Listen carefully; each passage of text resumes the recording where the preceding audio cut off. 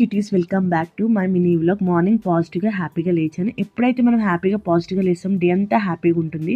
And 5:30కే లేచి గుడికి వెళ్ళాను.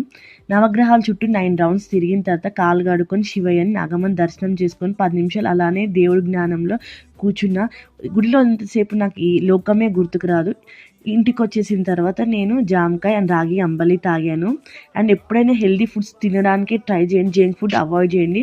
లంచ్కి వచ్చేసి నేను అన్నం, పన్నీర్ కర్రీ, చిక్కుడుకాయ పచ్చడితో ఎంజాయ్ చేశాను. తమ్ముడు బేకరీలో నుంచి ప్లమ్ కేక్ తెచ్చాడు. మమ్మీ బర్త్డే కాదు, ప్రతి మూమెంట్ మమ్మీని స్పెషల్గా ఫీల్ చేస్తాము. దేవుడు ప్రతి నిమిషం మనతో ఉండడు కాబట్టి అమ్మ రూపంలో మనకి ఇస్తాడు. మంచిగా చూసుకోండి పేరెంట్స్ని. అండ్ తర్వాత నేను కొబ్బరి బొండం తాగి అలా బయటకు వెళ్ళాను. ఆ సన్ వ్యూ చూసారా? యూనివర్స్ మనకు అన్నీ ఇస్తుంది, మనం గమనించుకుంటూ పోవాలి. డెసిషన్ మేకింగ్ అనేది కరెక్ట్ తీసుకోవాలి, లేకపోతే ఎప్పుడు యూనివర్స్ మనకి హెల్ప్ చేస్తూనే ఉంటుంది.